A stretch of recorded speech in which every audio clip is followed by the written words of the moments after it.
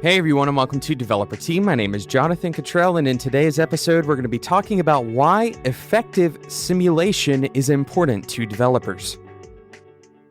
The concept of simulation is fundamentally connected to the software development practice at many different junctures, and it's incredibly important for us to understand why effective simulation matters.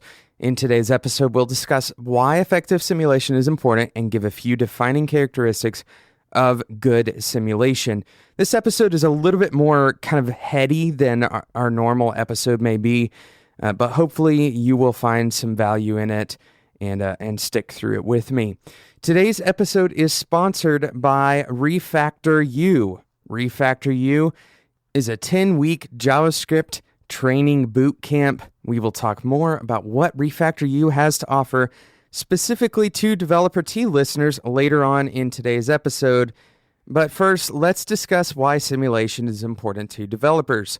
Software development in many ways is itself an exercise in simulation. We often call it modeling or abstraction, but essentially with all software, we are creating some level of simulation. The underlying word simulate is where we can get our main clue. We are simulating something else, whether that is a simulation of a monetary transaction, or maybe we're simulating physics engines in a game that we're programming. And the simulation doesn't necessarily have to be of something that actually exists in the real world either. For example, the simulation work in video games that are modeling war in space or time travel. These are things that ultimately share memory space with Word documents that are simulating an 8.5 by 11 sheet of paper. And ultimately, a simulation stacks up as a series of logical constructions. It's just zeros and ones that can be combined to communicate to the human brain a symbol of something that is in one way or another resembling something else entirely. But it's not just digital spaces where simulation is important. It may be a little bit less obvious when you see a simulation that isn't in the digital space, but in these less obvious situations, we see simulations occurring in the real world. When a certain mental state, for example, is elicited based on environmental variables, or a state of alarm may be simulated at a gym, or more useful to our conversation today, you might want to simulate a working environment for a potential future employee or even for yourself to prepare you for the workplace. Simulation is very commonly used in training drills, which are intended to prepare someone for a circumstance without that circumstance occurring naturally. Instead, we are intentionally creating that circumstance or similar situational factors around that type of circumstance. And there's all different types of simulation as well. At a more obvious level in the digital space, we see things like skeuomorphism in design, where some element on a screen is presented in a way that has characteristics that aesthetically remind us of some real object in the world. We see that thing on the screen, and just based on the pixel organization, we are reminded of a real object in the world. But we also have simulations like email. Email is a collaborative simulation between multiple people, and it simulates mailboxes. And what we've done with email, which is fundamentally a simulation, we've created new value out of that simulation by simply taking a previous model and recreating that model and modifying a few things. We've created new value. So we know simulations exist and that they're important, but how do we make an effective simulation as a developer? Because the most common misconception about simulations is that they are only one thing. They are a high-resolution 3D, maybe virtual reality thing. And while some simulations are obviously possible in those environments, lesser simulations can be powerful, sometimes even more powerful, and equally effective. We're going to outline 3 important aspects of simulation when we return from our sponsor break that can help you identify the important points that you can focus on when it's time for you to create a simulated environment. Today's episode is sponsored by Refactor.U. If you are learning to code online but you're hitting a brick wall, Refactor U is an immersive full-stack JavaScript bootcamp dedicated to the learning needs of aspiring web developers looking to reinvent themselves. It's a 10-week JavaScript training bootcamp. They have a dedicated career services team on site, and they are GI Bill approved. This is a super important deal for those of you who are looking at school options. The GI Bill is a huge opportunity. Based in the booming tech city of Boulder, Colorado, they have diversity scholarships as well for every cohort that goes through the school. And a very special gift that Refactor U is providing to Developer T listeners is a 20% tuition discount just when you mention Developer T. 20% discount on your tuition. That's a huge discount. It's a fifth of your tuition. It's taken care of right off the bat. So go and check it out, spec.fm/refactor. Make sure you mention Developer T for your 20% discount on tuition. Now, if you're on the fence about this, I want you to go and check it out anyway, because there's no hurt, no harm in going and finding out the details of this boot camp. Everyone learns differently, and Refactor U could be your perfect opportunity. Go and check it out, especially if you've looked at other options already and none of them seem to be working for you. Check out Refactor U, spec.fm/refactor. Thanks again to Refactor U for sponsoring today's episode of Developer T. So now we're going to talk about the 3 important aspects of simulation. And the first one, we're going to jump straight in, is understand the big rules. Understand the big rules. That sounds really simple. This is paramount to an effective simulation.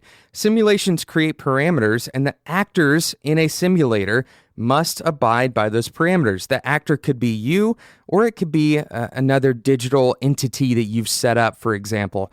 Let's say, for example, you have a physics rendering system that you've created. Well, a particle may be an actor in that system, right? So you don't have to be the actor in the system, but the actors in the system must abide by the big rules. So if you're simulating a particular environment or experience, understand the big rules of that experience. For example, the rules of a workplace are that there is a real-world problem and typically some constraint on time. But equal to the constraints, there are also rules of empowerment, tools, for example. In that same scenario, you might have access to a team of other developers that are working on the same problem, or maybe you just have access to Google. And on this particular point, this is one of the reasons why I don't like on-the-spot coding challenges. I don't think they're an effective way to test somebody's ability to solve problems because they are not an accurate simulation. They're missing some of those rules of empowerment, and they may even be missing some of those rules of constraint. So again, number 1, understand the big rules. Number 2, know which rules you should break. When you are using simulation as a tool for innovation, it's also important to know what rules you should break. For example, if we take our postal mail simulation, email, the creators of email knew that the rules of physical paper, postage stamps, and time-delayed delivery were all non-essential to the underlying big rules of the system, which are a one-way written message, perhaps with attachments being passed from one person to another using a unique address and a delivery mechanism. Breaking the material or time-dimensional rules doesn't break that underlying system. So it's important for you to know which rules to break. Sometimes you will open up brand new opportunities if you break particular rules. And number 3, the process is more important than the resolution.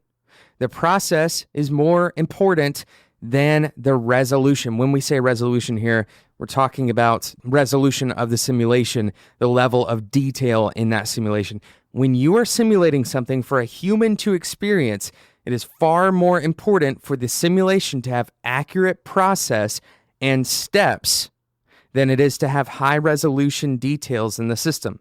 In other words, if the system is low resolution but is accurate in its process, it can still be extremely effective. This can be proven in a separate field, that of written books.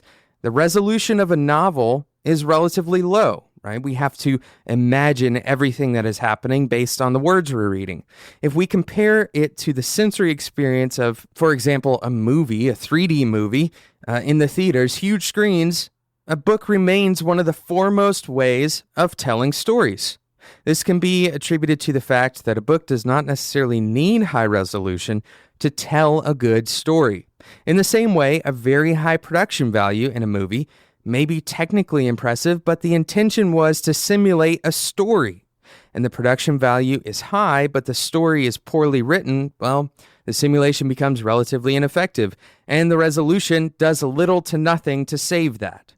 In the same way, a very simple game, for example, take Flappy Wings or Pokemon Go, these games have achieved massive success even if the particulars of their simulated resolution are relatively low. They aren't super immersive games because the process is in place. In most vehicle simulators, for example, flight simulators or driving simulators, if the process is in place, even if the projected images around the vehicle are poor or pixelated, the mechanics of the system and the process of driving that vehicle or operating that vehicle can still be quite effectively modeled. And these models actually provide real training to the people who are operating these vehicles.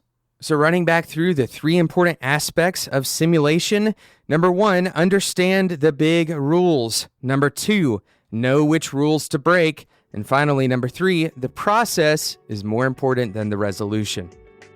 Thank you so much for listening to today's episode of Developer Tea. I hope this inspires you to create better simulations and to start seeing things that you previously didn't see about the world around you and about the products you use and the things that you do with your time. A lot of what you do is participating in some level of simulation, and it's incredibly important for any software developer to be able to identify these important aspects of a good simulation. Thank you so much for listening, and thank you again to today's sponsor, Refactor U, the 10-week JavaScript training bootcamp that is offering you a 20% discount just for mentioning Developer Tea when you actually enroll.